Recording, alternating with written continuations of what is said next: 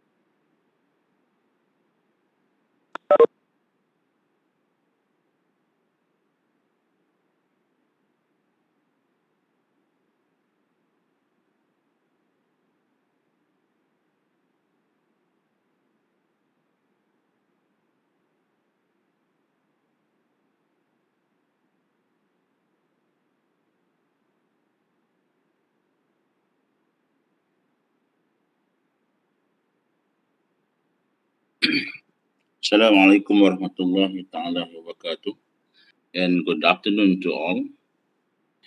Before we begin before we begin the class, all the Muslims we recite Al-Fatiha and Salawat Al-Fatiha.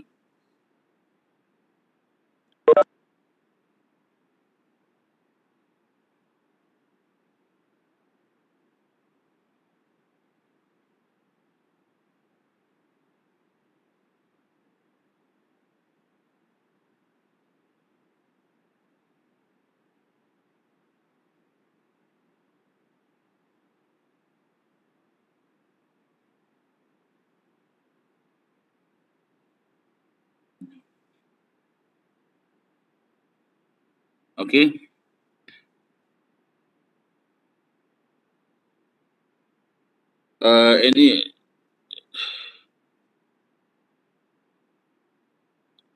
Any questions for the Simon? Anything you want to ask before we begin the class?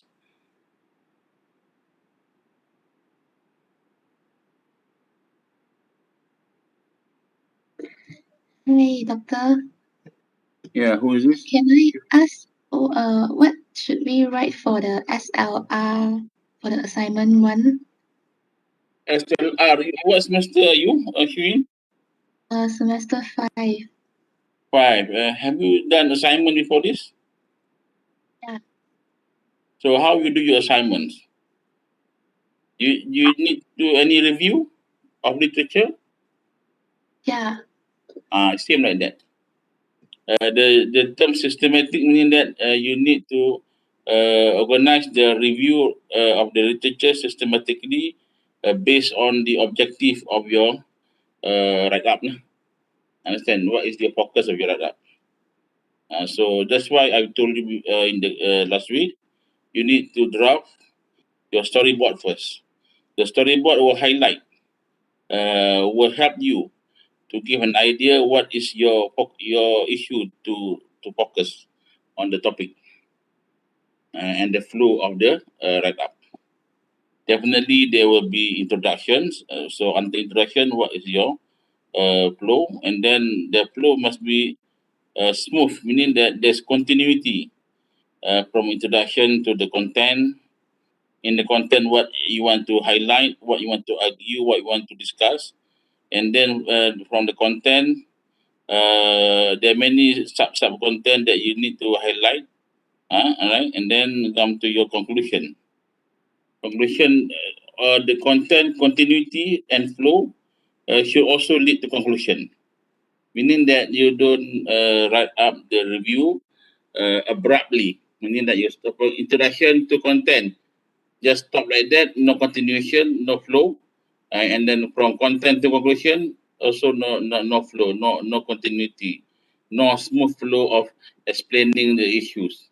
So straightly you start off introduction, and then you jump to content, and then you jump to conclusion without the smooth flow of the write up. So the most important thing is you must the write up piece must be very interesting to read, very informative, and very what you call it. The reading is smooth, meaning that you bring the readers from the introduction part, then you go through the content, and in the content you focusing on the issue. What are the main thing you are focusing? You arguing, or critically assess, and then from that, how you conclude, how you end up, and that is how you do it. The SLR. Okay, Okay, doctor. Thank you, doctor. you understand? Yeah. All right. Anybody else I want to ask about the assignment?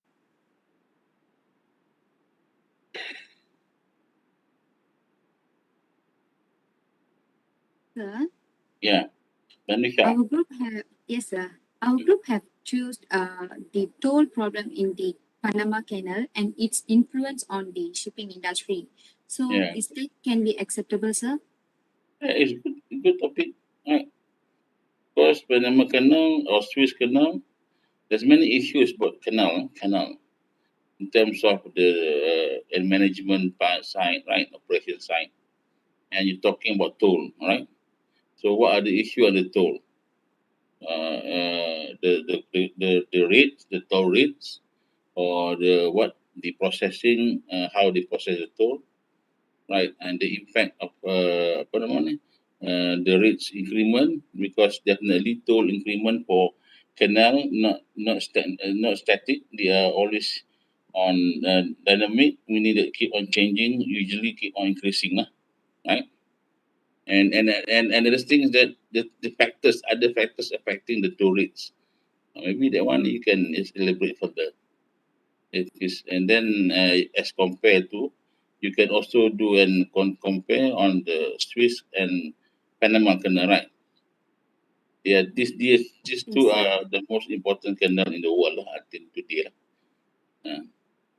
So talking about apa nama ni, first of all, maybe your introduction is on canal, right?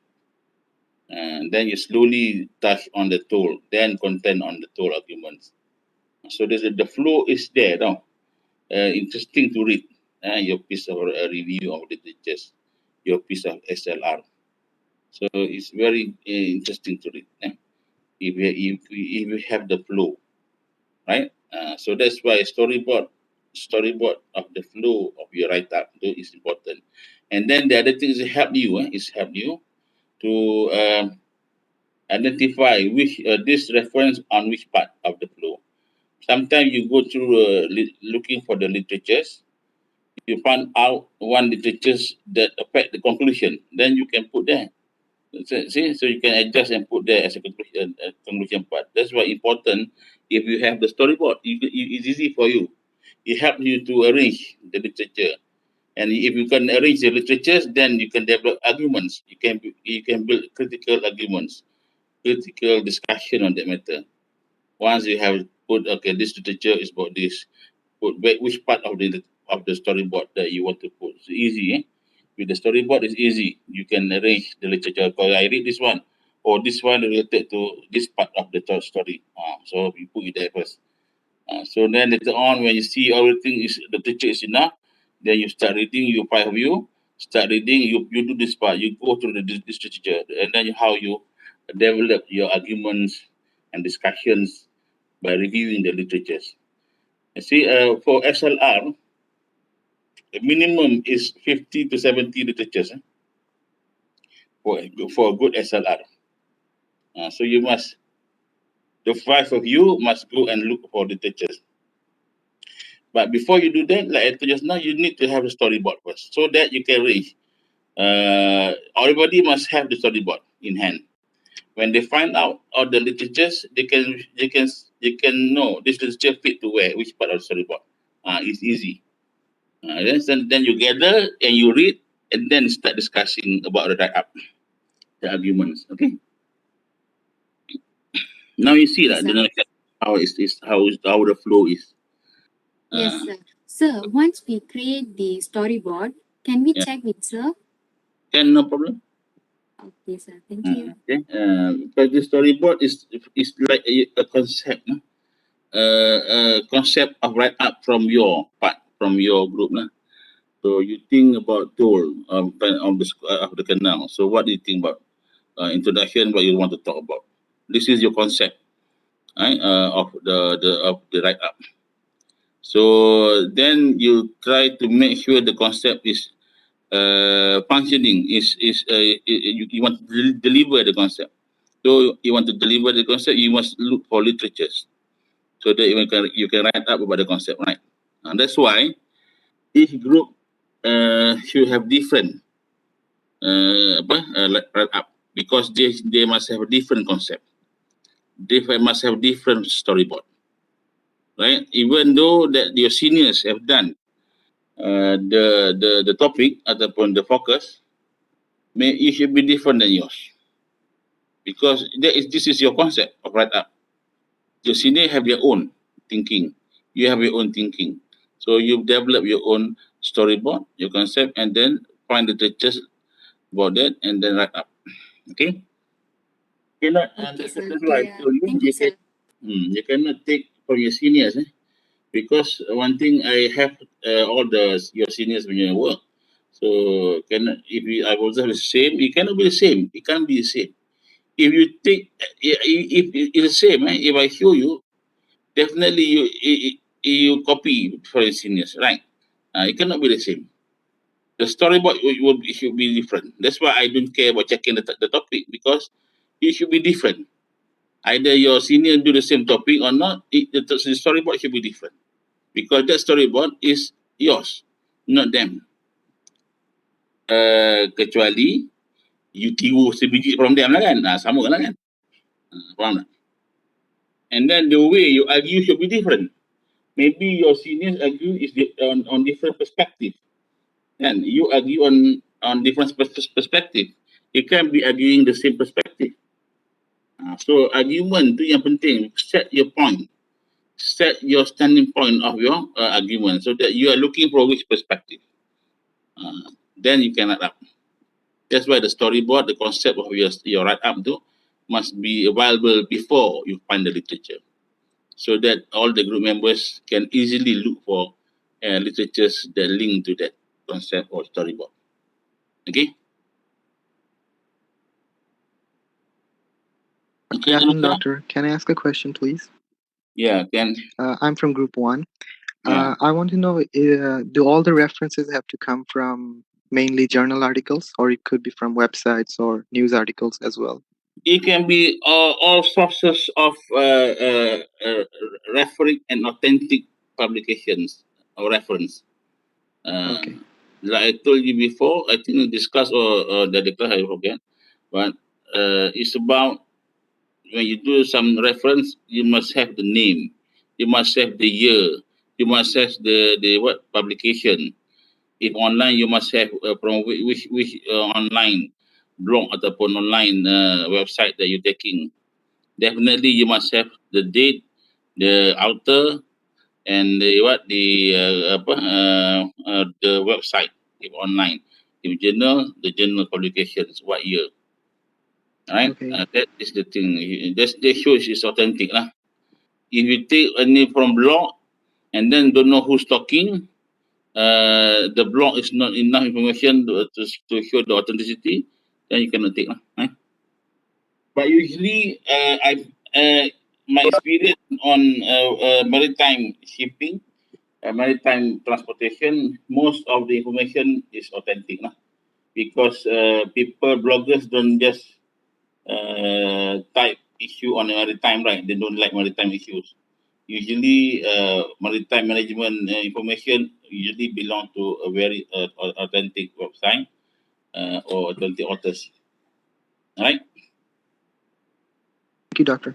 So our group decided to choose the issue of maritime piracy. So is that acceptable? Acceptable. Like I told just now, it depends on your storyboard, your Okay. concept. What you want to what is the concept of your app? Yes lah, kan? Itu yang penting. That's very important. That will make you different than others. Okay. Okay. Thank you, Doctor. All right. Doctor, Yeah. I'm from group 15. I want to ask a question. For example, our group topic is about the searching cost of maritime shipping. Then we Searching. first the searching cost of maritime shipping cost.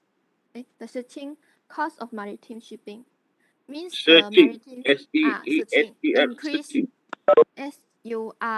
SURGING means increase continuously. Oh, surging. Surging. Surging. Surging. The No, I surging thought I heard searching. Kan? Surging. Sorry. Surging. SUR. Surging cost of maritime shipping. Then first we have a storyboard first, then we want to make the factors of surging costs and impacts of the surging costs, and we will discuss the issue. Then is this tyrannical storyboard like that? Okay, the storyboard for your group, you should discuss with your group members. Does all agree on the storyboard, the concept of write up that you want to do, right? If they agree, no problem. So Okay. we can write about the factors, impacts. You Our think group it's decide relevant? ourselves. Yes. Then- You think it's relevant, you think it's important, just do it, no problem. Okay. It's your piece of work. How I want to get the marks? When I read it, I feel interesting to read, and then it's very interesting to read, and then very clear the flow, right? That is how we measure your work, lah. Through my readings, I am your lecturers. I will go through. Through my readings, I observe your write up very good in terms of the flow of the storyboard is relevant, is important, and then the flow of the write up is very good, very smooth, and is interesting to read. Very informative, very easy to understand. You have the issue, the argument is there, and the argument is logic, right? That's a bit support everything. Then it's very good. You have got full mark, you got high marks, and that's how we measure. That is up to me lah kan. I will reading your piece of material, and I will compare with your storyboard. Is it relevant? Is it important? Is it the flow is okay? It's smooth, right? Then your write up, right? Your write up will be the most thing that I will focus lah. The arguments, how you table your arguments, right? And how you support your arguments with other facts. These are the thing of they call it intellectual discourse writing, right? You are not writing just like a novel. You are writing an intellectual discourse. What is the discourse? The discourse is your title, your topic, the issue. You're talking about, for example, a surging of rates, right? Price or rates, and but in your write up, in your storyboard, you never touch about the issue of surging of rate. You touch about other things. That one is bad, nah. Understand? So that you must see, you must observe. That's why I urge you to do the storyboard, to recreate your concept first, so that you're not run from the topic. You're not deviate from the topic in terms of your art. So that's that's important. Okay. Xuyen, eh? Understand, Xuyen? Ah, Kim Yong. Kim Yong. Yeah. Ah. Okay. Any more Understood, question? sir. I want to ask then, after we decided our group storyboard, then the first we will write about is the background first, right? Yeah, definitely the Background, introduction. then come with the literature review, And systematic literature review. This like the traditional content, one, the but content of your write up. The content usually focus on the issue, right? The issue that you want to highlight in the write up. The issue, the main issue you want to highlight in the write up. And this issue definitely there's many things to argue with different perspective. So maybe you want to focus on one perspective, it's up to you. Or maybe you want to focus on various perspectives, it's up to you. But whatever argument you put inside the write up, you need to support with facts, right? And that is what you will call intellectual discourse in write up, in this SLR. Okay. okay.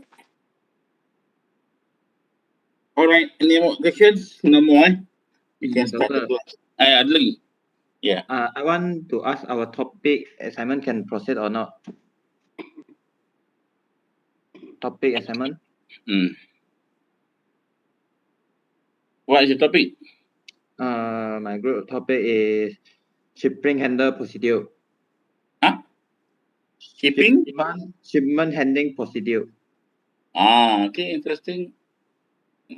All right, thank you, Uh, doctor. the topic is broad, I think. So you need to elaborate, so that your write up address the topic, right? Shipping procedures, kan? Okay. And to remind you again,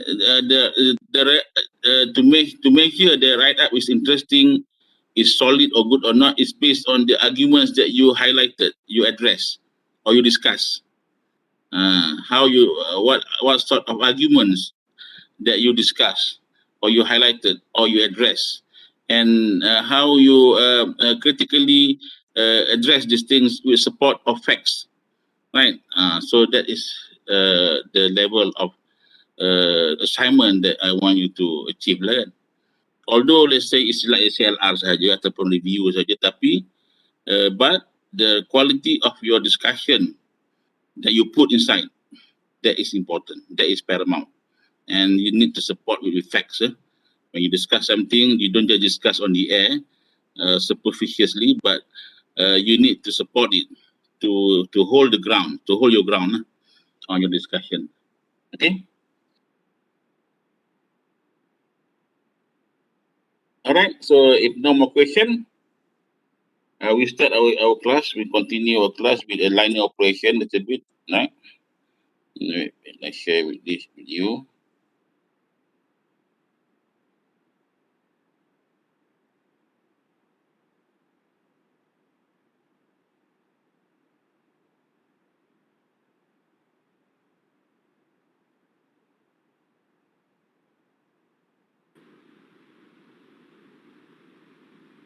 Okay, we've gone through this slide before last week. I think we stopped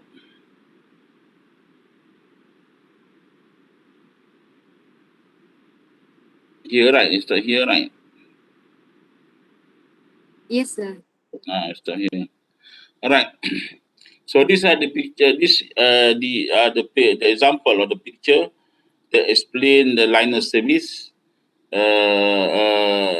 shipping liner service, right? They have a schedule, published schedules of routes, and along that they publish the port of calls, the ports of call that they want to that they will uh, uh, they will visit the ports they will visit. They call it ports of call. So along the route, they will show you, they will publish their schedules. Will be at this spot on what date. For example, here you can see the date, right? Port vessel name, COSCO Shipping Indus, COSCO Portugal, COSCO Spain, because these all are the ships that belong to CGM SIMA, belong to this CGM, SIMA CGM, South China Sea Service. These are the liner. So those, all the ship here belong to the liners, right? So these are the port of calls that they will visit, right? These are the date that they will visit. For COSCO shipping, these are the date. So they will publish this thing to the exporters and importers, right?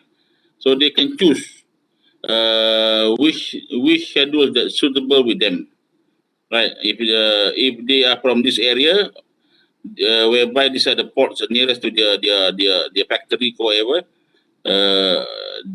nearest to their produce or factory, so they will choose lah.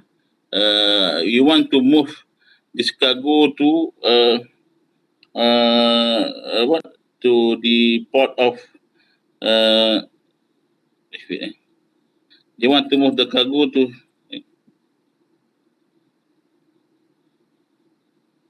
jauh dah lari.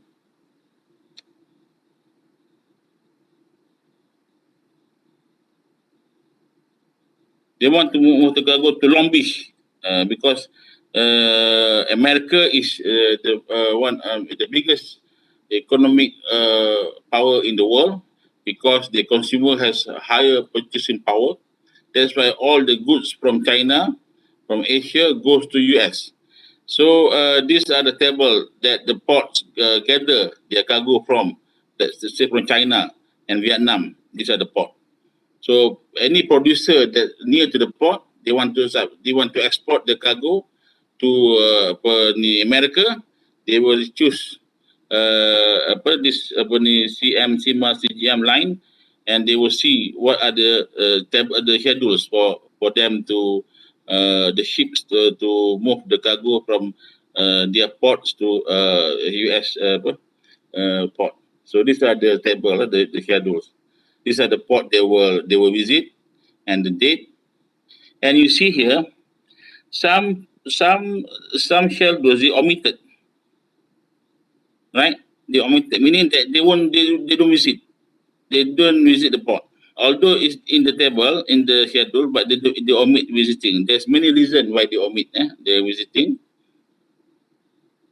right? Some port showing omitted and some port showing okay, like this, empty, blank. So omission of some vessels at some ports may be due to variety of reasons, right? Such as lack of cargo for the particular voyage, skipping due to delay at previous ports, or any other weather-related instances. Okay, omitted or blank ship, blank sailing is due to many reasons, right? Maybe the port have no cargoes, right? Or the port maybe because of due to delays at other ports, they want to speed up date of voyage, so they omit certain ports, and some because of that port that they were scheduled to visit lack cargo, so waste the time, so they omit. And there are many reasons, some because of during on the journey to the port, they got the information that the weather is not good. There's typhoon there, so they omit the port, right? They try to omit or deviate from the journey and then go straight to US. For example, there's many reasons.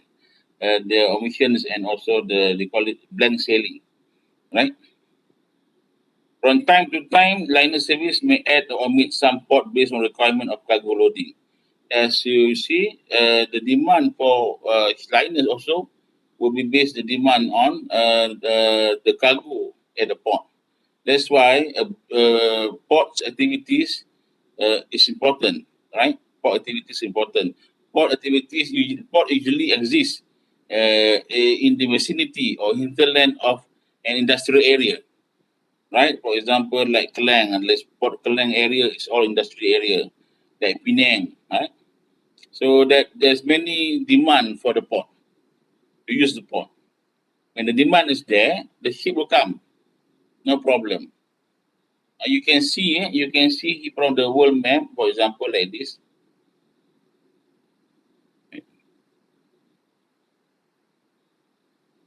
Right, like this, right? The world trade route is from Europe. You come here, it goes to Strait Malacca and go up to China, Hong Kong semua ni, and then Korea ke Japan, then they go to US. But what happened to Jakarta, to the Java Islands? It's out of the way, right? The route is here only. But because of the port in Tanjung Priok has a lot of demands, has a lot of activities, ship still comes here, all right? And then go back to Borneo and go up. Because of the port has many activities, commercial activities, trading activities. There are many companies for import and export activities. So you can see how important if the port to the liner. Liner seek the port. For example, liner, like I told before, we resembles acronyms as a lady, right? The wife. The port is the husband. So they must look for the port, right?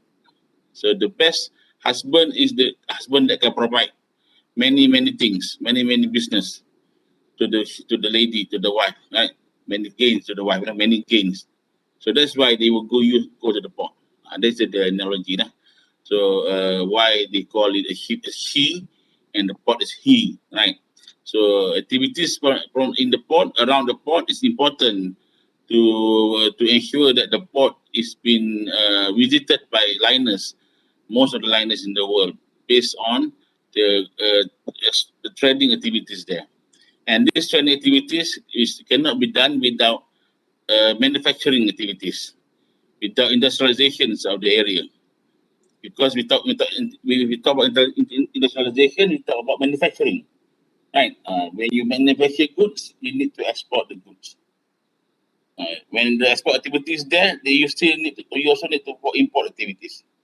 So it will come together.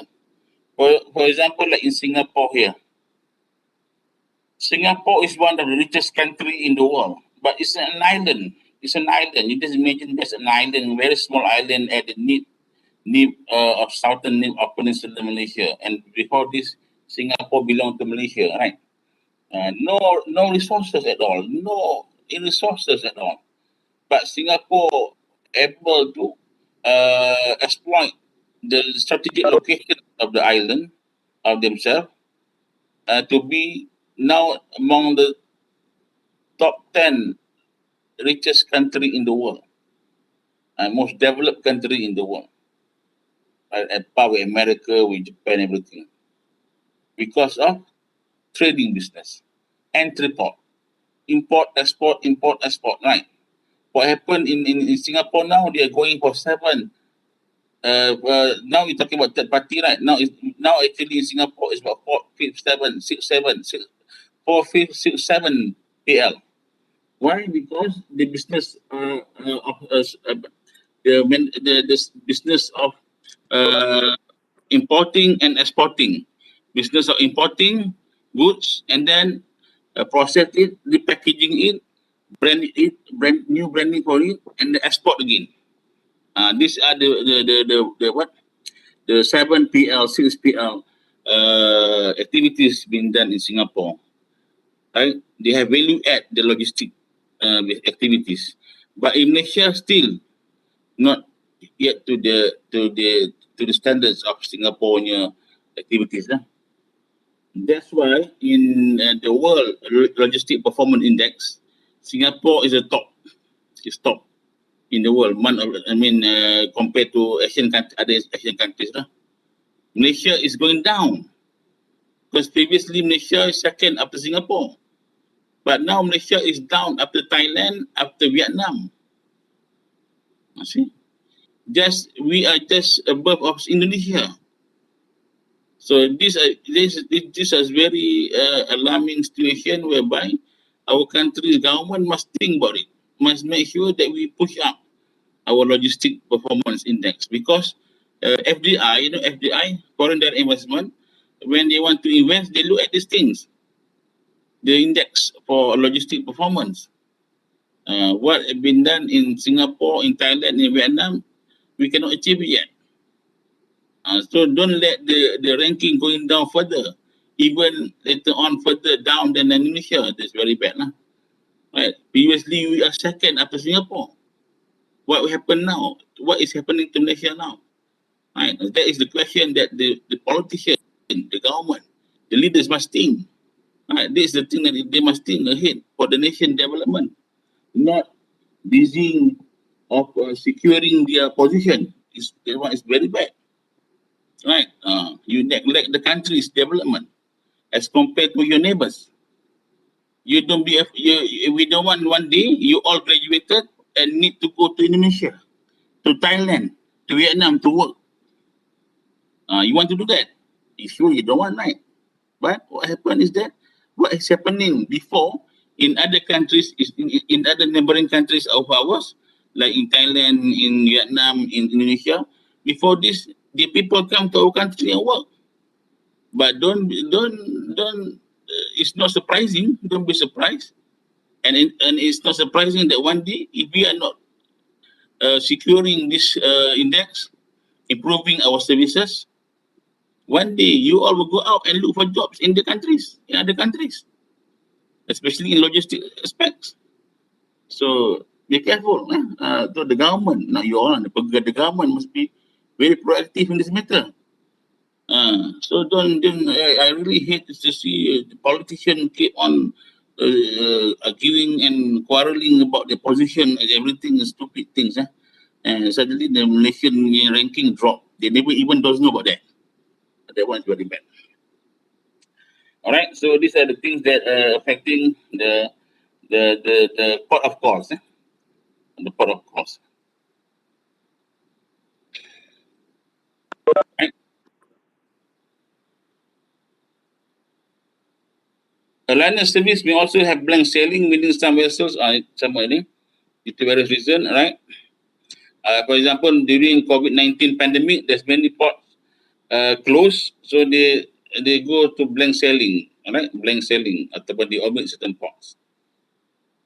All right, that's why you will see some scheduled images in second image. You can see that this show full vessel call at the various ports. This means that it is the intention of the line to call all of the advertised ports on the liner service unless there are some reason that may prevent it from doing so. Memanglah bila dia buat schedule, they want to go through all the ports that they publish, but sometimes things happen. That cannot be avoided. Example, like suddenly the port of Yantian in China been struck with COVID, because in China they really take care about that. Once they got to find out that their workers ataupun the people got COVID, they locked down 2 weeks. No, the port, they closed the port 2 weeks. Although only 1 or 2 cases only, workers got COVID, they locked down 2 weeks the port. This is what affect ataupun cause the major disruptions in supply chain. It's not only in one port, it's most of the port in China, they do like that. Satu case saja berlaku, one case they found out, they lock down 2 weeks. Not like Malaysia. Malaysia, 100 cases also, they don't lock down. They still can operate sampai dah 1,000, dah belasan ribu, 20,000, then only they want to lock down. That in China is different. 2 cases only, they lock down 2 weeks, the port. Then it's disruptions of the supply chain. So the ship need to open the port, right? So because they have to find other ports, the nearest port. That's the problem. And that's the problem now, because of that's why they call it the pandemic affecting the supply chain. Not the pandemic affecting the supply chain directly, but indirectly. Because of the pandemic, people and the government take measures to lock down, to curb the pandemic spread. Then everything is stopped, right? But demand don't stop. Demand not stop. But the operations of certain organizations, they lock down, they stop, and affect the demand, right? And when this happens, the backlog of containers will accumulate, right? Will accumulate. And the total cumulative effect will be disruptions of the total supply chain. And to recover back again to a normal pace, it takes time. Because it's not like solving this problem and you cure the problem. No. You open the port also, and ports still having lockdowns, then problems still exist. And then we open the port after 2 weeks lockdown, surely the backlog is there. You know, backlog. The kargo yang terdahulu masih tertunggak banyak lagi tak not be processed or not be settled. So the backlog still exists, and still the supply chain disruption still have the impact. So when to finish these disruptions, when the backlog is slowly been settled, and there's no backlog, then they were functioning normally. Now you see, now in the world are facing the third or fourth wave of pandemic. Although with vaccinations, there's still cases. There's a lot of cases in other countries, in Europe, in US. Cases of COVID keep on increasing after the vaccination. That is alarming.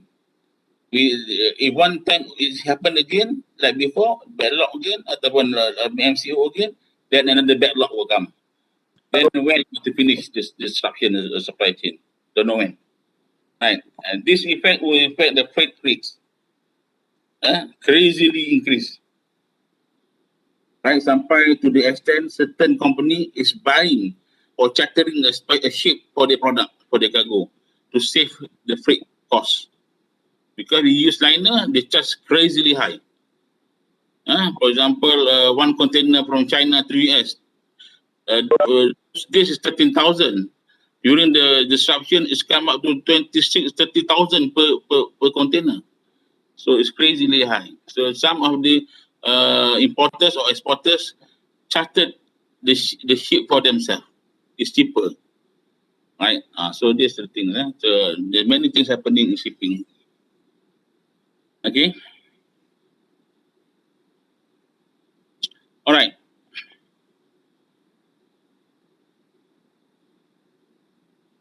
Shipping liners versus conference liner. So under liner operations, liner shipping, there's a few types that exist, but conference liner is no more used. Obsolete already. But I want to tell you that there's two types of lines: shipping liners versus conference line, right? Shipping line versus conference line. So what is conference line? Conference line was a service similar to a liner service in most operational aspects, but the difference is that the conference line operators agree to maintain a similar rate structure to all the advertised port. Right? Conference line agreed to maintain a similar rate structure to all the other difference. Liner and conference line. Liner the rates based on routes and ports. But conference they maintain similar rate structure to all advertised ports. It's more secure lah in terms of more stable in terms of rates. Lines operating within the conference line maintain the full monopoly of the trades route. Okay, kalau conference line operating ni dia focus on routes, trade routes. Trade route yang world trade route is through Straits of Malacca and go up to Asia and then back to the west part of America, right? Through Japan, Hawaii, and Los Angeles. Right? But there are some other routes that people use. For example, cargoes from the South America, they use the Cape of Horn. There are two capes in the world. One is Cape of Hope, right? Tanjung Pengharapan dengan Tanjung Horn, the southern part of the Southern American continent, dekat Argentina bawah tu. So they use the route, and then going up to Indonesia, right? And then from Indonesia, they go up to Australia and then straight to US. So there's many other routes, but the main route is straight Malacca, from east to west, right? So conference lines have not been obsolete, and vessel operators within the same conference line maintain their own rate structures. Sekarang ni tak ada dah conference line. Conference line ni dah tak wujud ataupun dah tak pakai. So it's obsolete. It's no more practice in container shipping industries. But before this, they exist. Shipping line versus conference line. Right? Conference line based on trade routes. And dia punya rate structure for every port and routes are the same as compared to shipping line. Shipping line, they decide in each route based on each route the rates. Right? Then we have conference agreement. All right? These are agreements. What is conference agreement? These are formal agreements between shipping lines engaged on various trading routes. Agreements between shipping lines on trading routes. It's not an anti-competitive arrangement. Agreement is usually talking about to protect, right? To protect the group of people that agreed upon on the conference. That's not about that. If you want, it's not about protections. Protection is anti-competitive. Akta anti percatutan dalam bahasa Melayu lah kan. Akta anti percatutan ataupun anti competitive arrangement. It's not about that. If that happening, it's wrong. It's illegal because it will lead to monopoly. It lead to monopoly, meaning that you are control everything. When you do the business monopoly, meaning that you set the trend. You set the rate, you set the rates, the rates price, and then you set everything. So you monopolize. If people don't follow you, you can threaten them because you monopolize the productions or the business. But this is not about that. Conference agreement in nature is not an anti-competitive, but a mechanism to stabilize freight rates and avoid the fluctuations and variations in the supply and demand of ship capacity.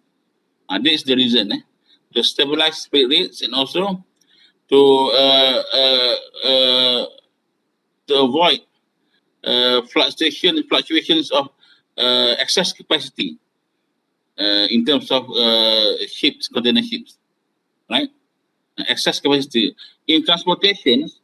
One of the main issue that usually affecting transportation services is excess capacity.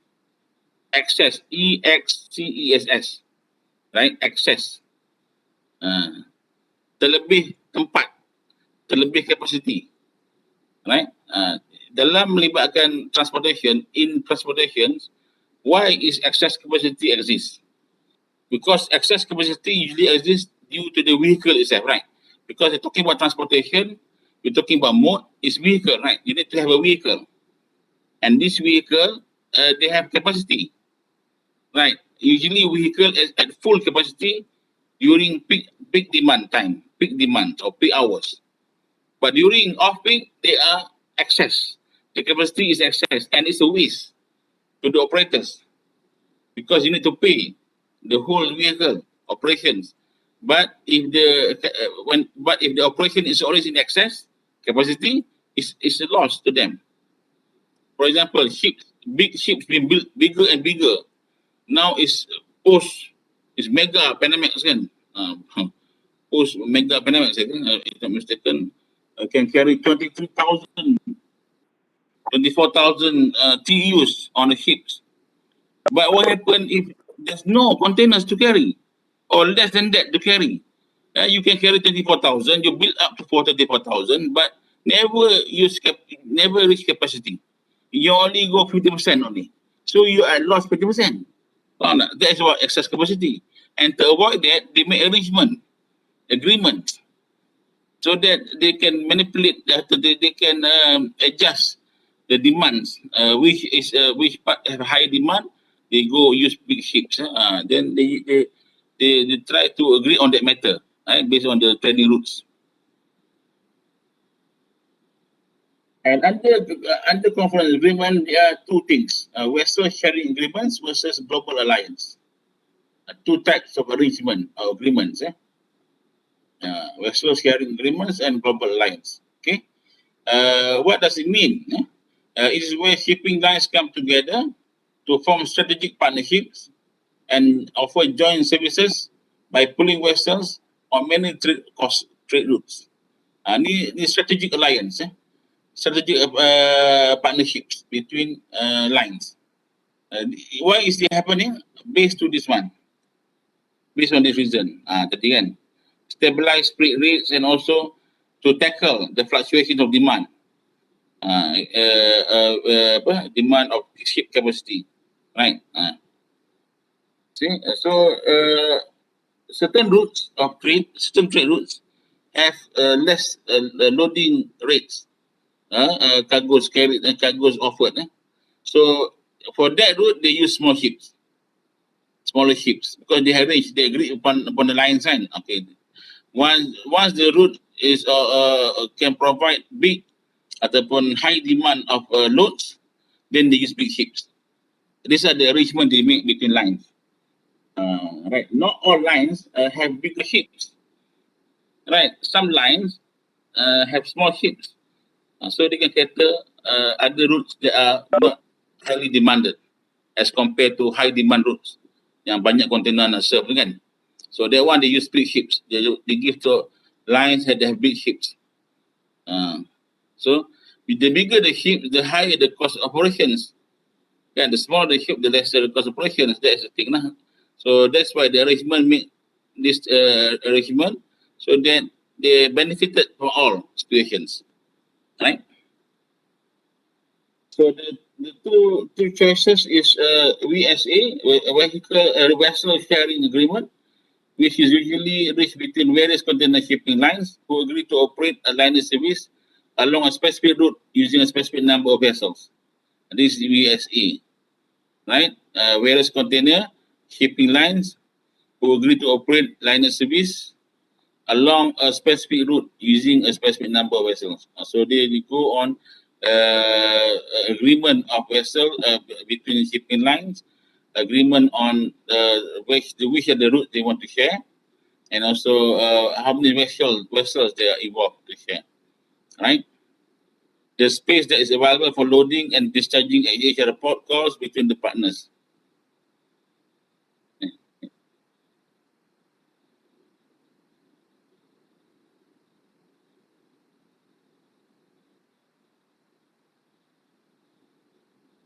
Right? The space that is available for loading and discharging of each of the ports of call is shared between partners. So macam saya cakap lah, dia nak jaga fluctuations of demand capacity, right? Supply and demand capacity. So they share all these things, all the vessels and also the capacity provided based on the port of course loading and discharging at the ports.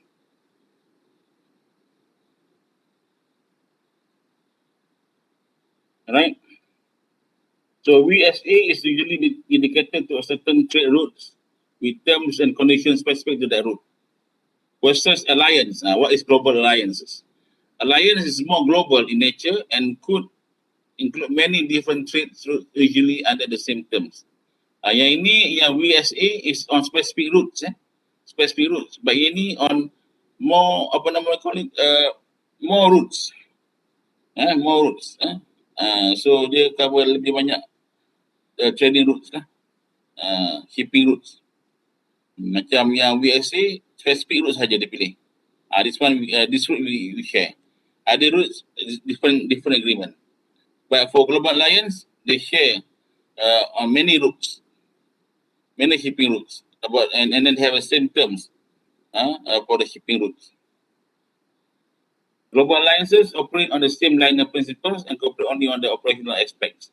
Dia sama macam liner juga, liner services, dia operate based on liner services, liner operations, but the aspect operational yang berbeza. Dia lebih kepada apa nama ni various trade routes, shipping routes as compared to USA specific trade routes only. So example of global alliance is just now like we showed the example of the port of calls, right? The schedule, the table of the ships, port of calls, CSMA, CIMA, CGM is one of the services operated by the line under Ocean Alliance. CIMA, CGM is under Ocean Alliance, right? Currently, there are three major global container alliance dominating the container shipping industries. And the three global container alliance consists of 10 container shipping lines, controlling 83.80% total container shipping market in the world. So in the world now, there are three major global alliances, global container alliances. And these three global containers covers 80% of the total container shipping market. So many of the operation of the lines are under alliance. So they are more providing strategic partnerships between lines, right? And these are the global lines. The three most global line is 2M, 35.10%. Ocean Alliance, like CGM, CIMA, CGM just now, 30%. And Alliance, the Alliance, 19%, and others 15%. So under 2M, who are the shipping lines? Maersk Sealand, 70%. MSC, Continental kan, Mediterranean Shipping Company and 16%. Ni boleh. ZIM, 1.5%. This under 2M Alliance. Under Ocean Alliance, CIMA, CGM just now, 12.3%. COSCO, 12.7%.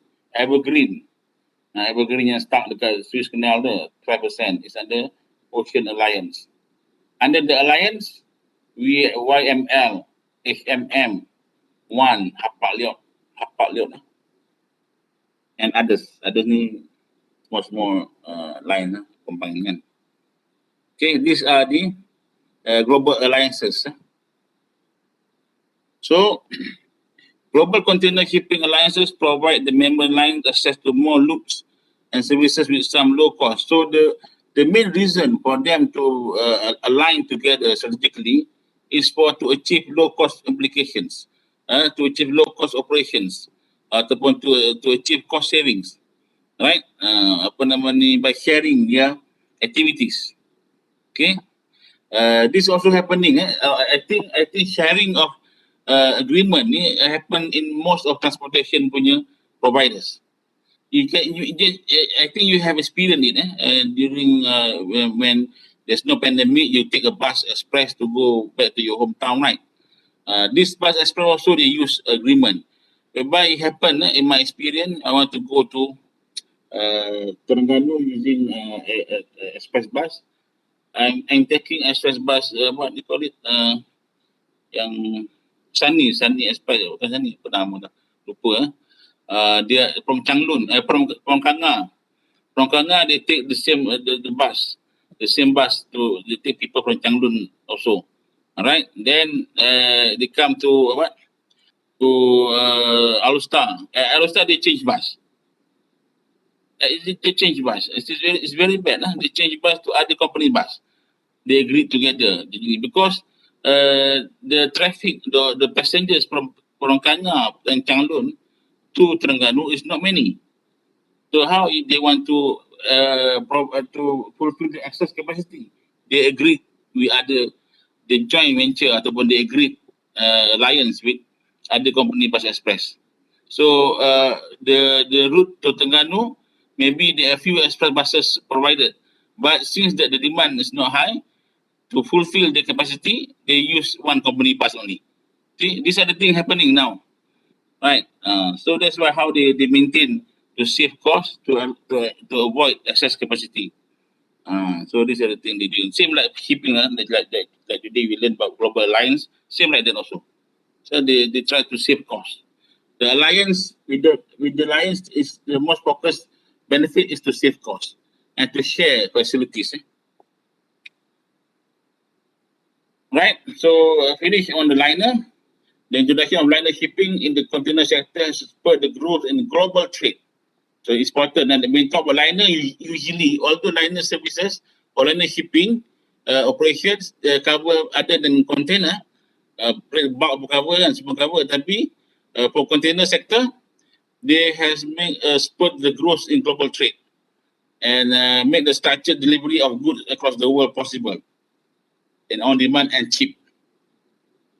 Right? Just imagine you get people when I'm studying in UK, I can buy banana every day from the groceries and from the supermarket. Every day I can buy banana and cheap. By right, banana is not grown. It's not grown in UK because cold. It's grown in equator punya area kan, the weather like Malaysia, like Africa, like in India. But definitely banana from there. But when it is UK, it's still cheap and it's still fresh because of containerization, because of shipping very fast. Container shipping productivity around the world has also improved with liner shipping, and the increase in the size of ship is said to have created new patterns and new cooperations between line, right? And when the bigger the ship is, they will achieve more economy of scale, and the cost will be spread more. Then they will have more profit, right? So that's why they keep making bigger and bigger container ships. So we end up with a video that I want to show you, right?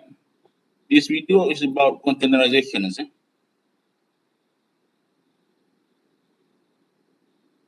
This video is sponsored by Skillshare. The first 500 people to use the link in the description get their first 2 months free. Wait, I will show you the video. We stop this first and we share.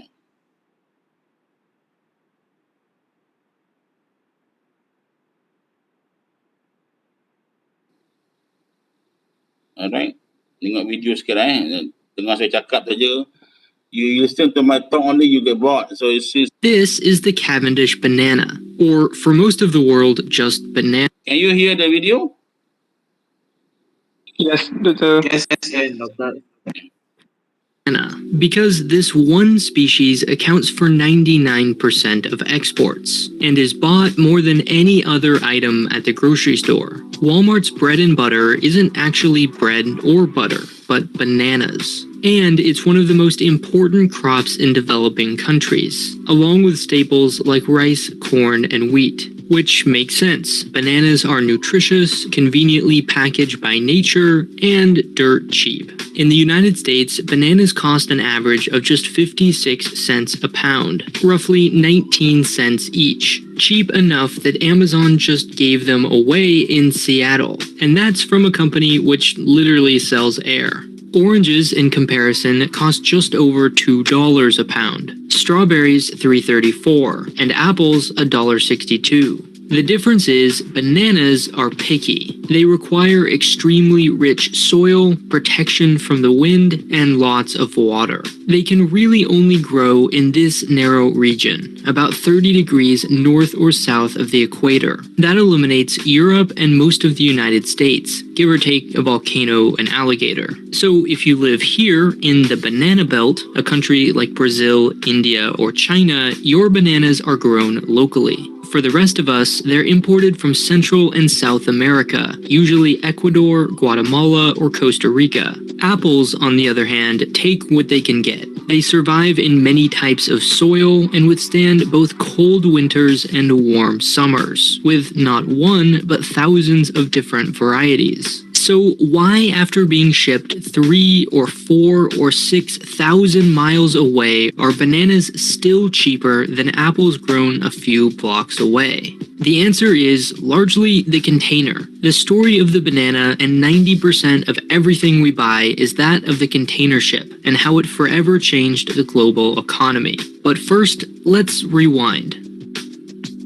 There are many ways to get goods from one place to another. Planes are fast, trucks are precise, and trains are efficient. But water is by far the cheapest. There are no roads to build or intersections to stop at, and once a ship starts moving, it requires very little attention. Some of the biggest container ships in the world are manned by just 13 crew members. And companies like Rolls-Royce are developing self-driving versions as we speak. The problem, until recently, was moving cargo onto and off of the ship, which often took even more time than actually sailing. That's because workers had to lift, carry, and drag everything from barrels to crates and heavy bags. Not so fun, and not very fast. A journey from New York to Europe, for example, might only take 12 days, but loading and unloading would take another 7. That's 7 full days it could have spent delivering more cargo.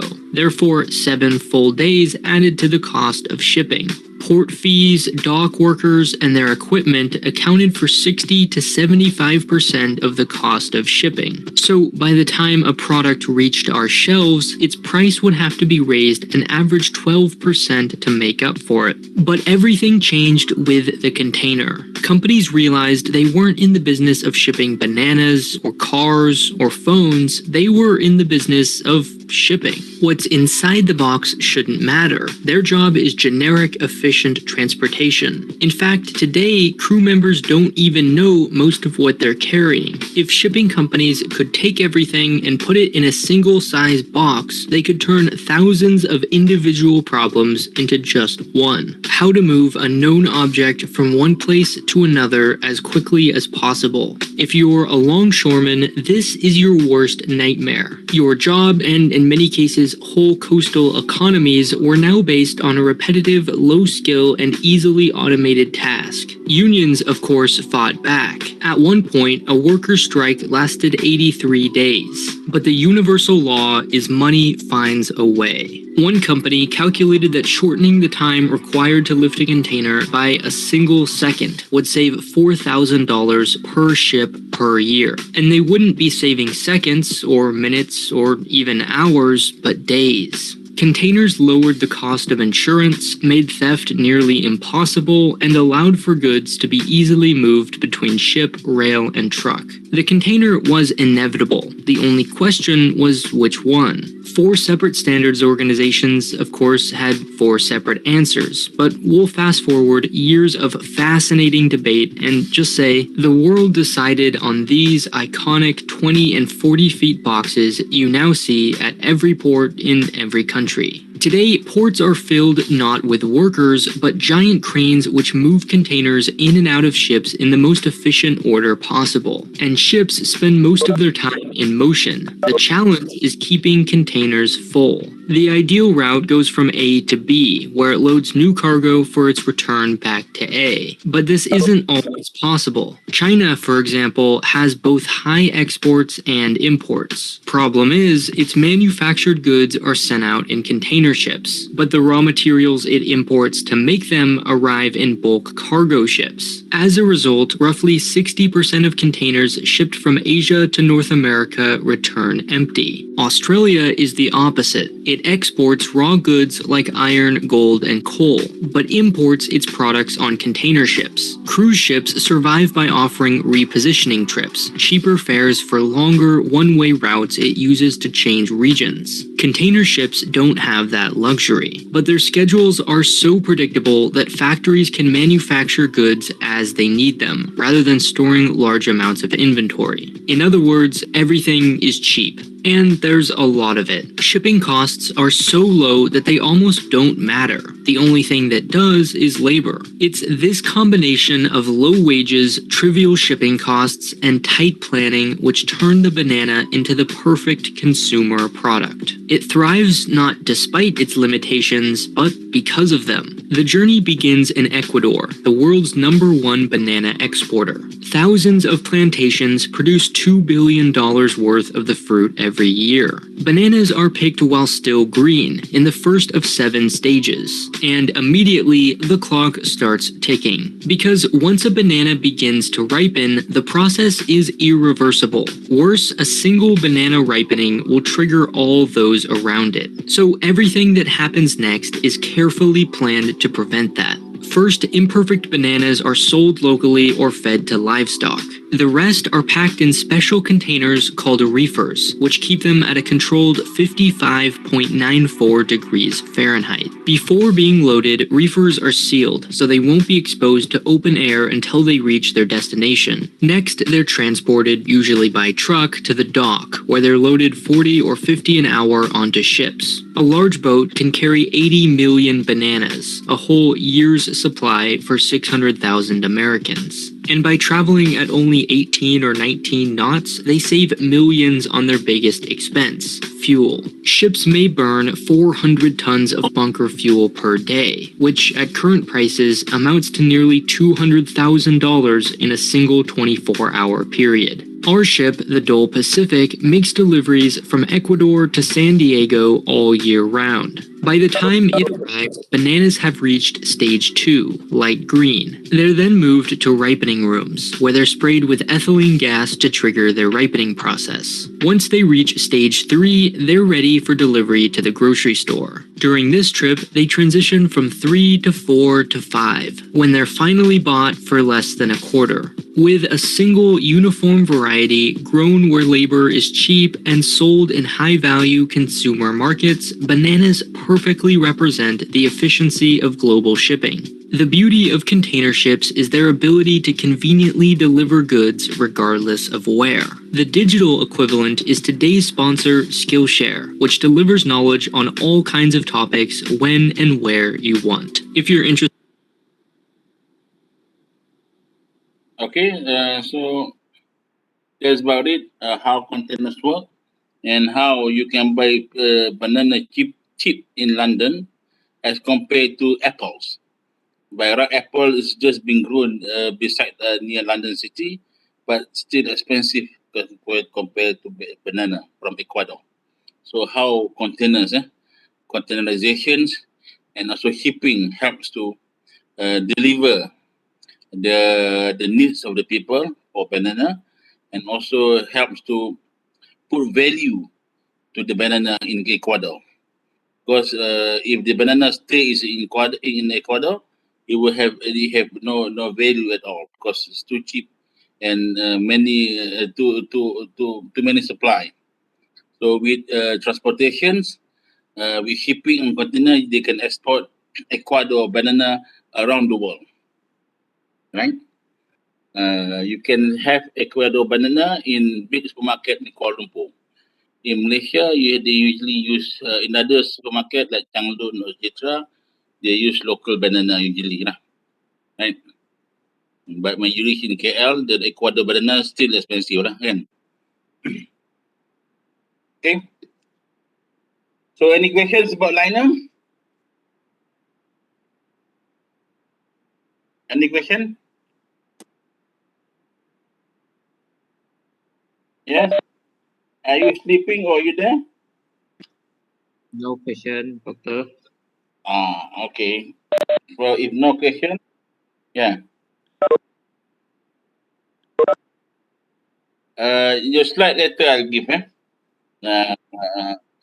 usually near the quiz time, because your quiz will based on the slide. Okay. So no question. So we end the class today. Thank you very much.